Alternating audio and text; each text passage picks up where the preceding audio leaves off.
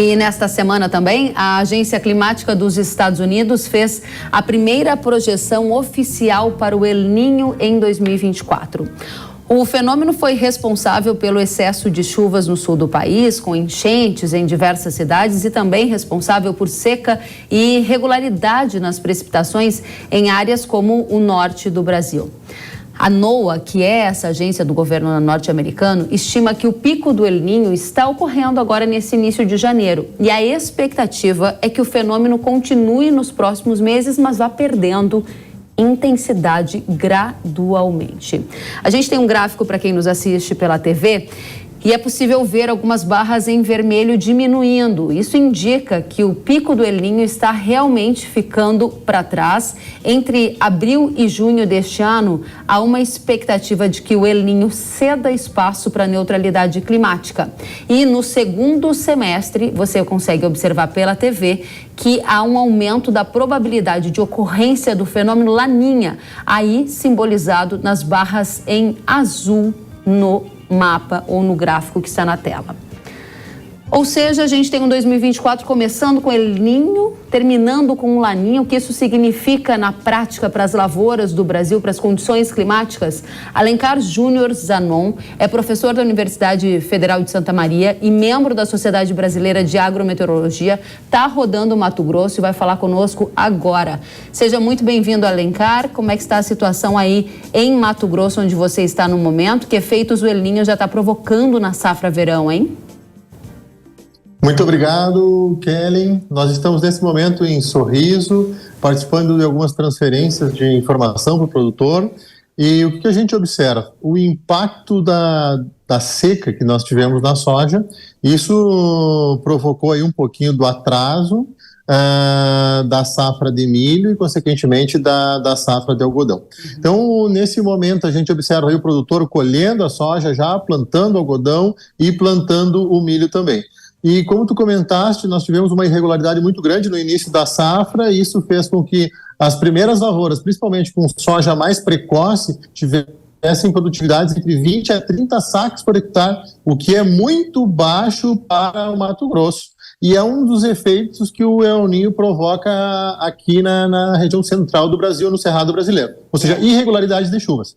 Mas a gente observa também que essa soja que foi plantada mais para o final do mês de outubro, início de novembro, nós já temos aí uma soja com bom desenvolvimento, apesar de ser irregular. Ou seja, áreas muito boas e do lado áreas muito ruins por ter pego uma chuva ou não ter pego uma chuva. Essa é uma questão bem importante de destacar também, né? Essas diferenças que a gente vê entre uma região e outra. Conta pra gente quais são as suas expectativas para a safra de milho. Você disse que a semeadura já está começando em algumas áreas do centro-oeste do Brasil?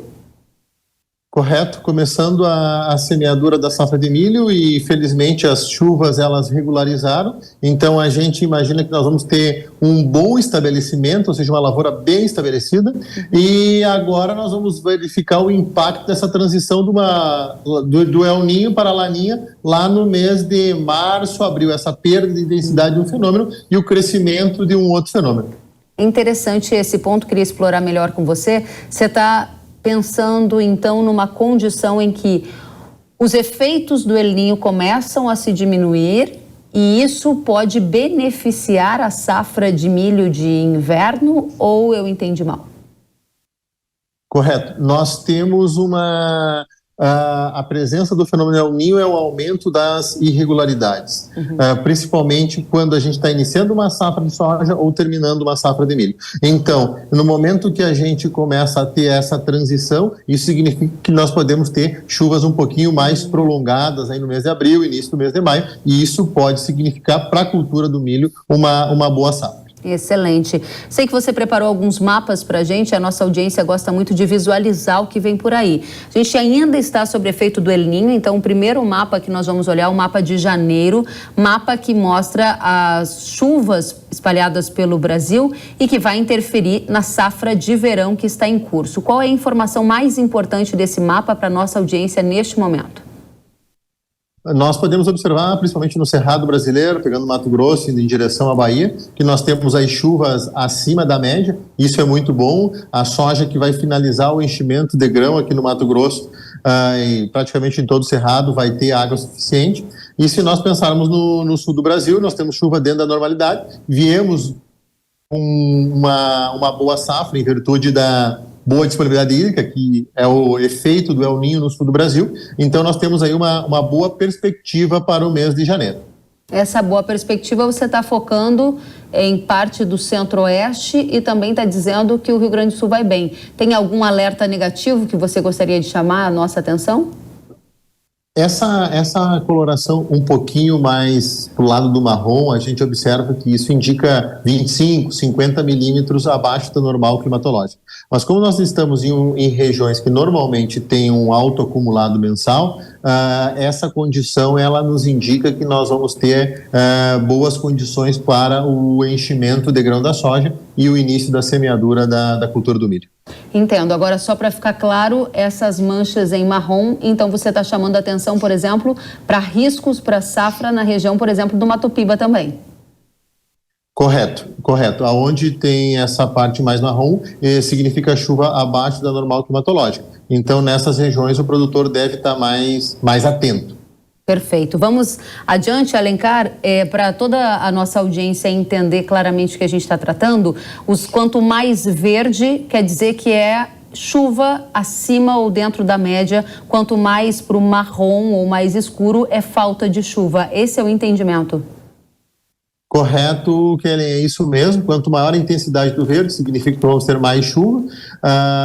E quanto mais marrom, menor a variabilidade negativa, ou seja, vai chover abaixo da média. Então, o produtor ele deve ficar atento a essas cores, correto? Legal. Vamos colocar então o mapa dividindo aqui para a gente, por favor, Kaique, e a gente vai prestar atenção ao que o professor Alencar está dizendo em relação a fevereiro. Fevereiro já vai ser um mês em que boa parte da colheita, pelo menos nas áreas centrais, vão ter sido feitas, mas a gente tem um milho sendo implementado. E o mapa que a gente está vendo aqui para fevereiro é um mapa bastante esverdeado, à exceção ali do extremo sul ou parte do sudeste. Isso significa o que na prática para as lavouras no Brasil, professor? Significa, pensando no Mato Grosso, nessa parte verde que nós estamos enxergando, indo em sentido Tocantins e Goiás, e nós vamos ter aí condições para um ótimo desenvolvimento. Pensando na cultura do milho, que vai estar iniciando a emissão de folhas, 2, 3, 4, 5 folhas, é um momento que não exige muito. Então, mesmo nós tendo chuva abaixo do normal climatológico, a quantidade a disponibilidade hídrica que nós teremos nesses meses vai atender à demanda da planta. Mas, claro, o produtor deve ficar mais atento nessas regiões marrons, em virtude dessa perspectiva da chuva ser menor do que a normal climatológica. O que você está dizendo é que o pior momento para a safra brasileira já passou, seja ela a safra de verão ou a que vem aí de inverno? Correto, Kellen. As maiores dificuldades aqui no Cerrado nós já enfrentamos. Nós tivemos perdas significativas na soja plantada até o dia 20 de outubro no Mato Grosso. A soja, depois do dia 20 de outubro, já está pegando essas chuvas que a gente viu em verde. Então, está mais tranquilo. E pensando no sul do Brasil, da mesma forma. Então, o pior já passou. A partir de agora, nós tendemos a ter condições mais próximas das normais, que atendem às demandas das plantas. Que bom. Agora tem mapa de março também. Alguma questão importante para destacar? A gente pode encher tela rapidamente, só para mostrar. É o mapa do Brasil. O mapa do Brasil também com muitas áreas em verde, ou seja, são áreas em que parece formar até um corredor ali de umidade, né, professor? É o El Niño se despedindo e deixando uma condição de mais chuvas regulares?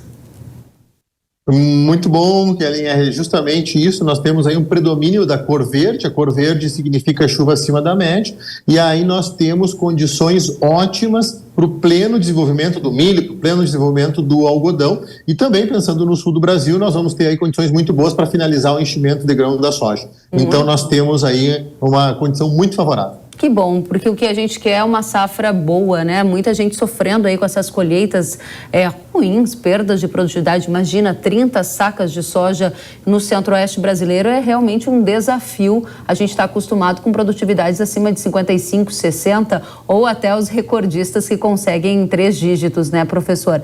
Agora, para a gente ir adiante, El Niño então parece se despedir, deixando uma condição climática mais favorável ao desenvolvimento da safra de inverno. Você está prevendo também um desenvolvimento favorável para verão e inverno. Agora eu queria olhar um pouco mais adiante para os efeitos de uma chegada de Laninha.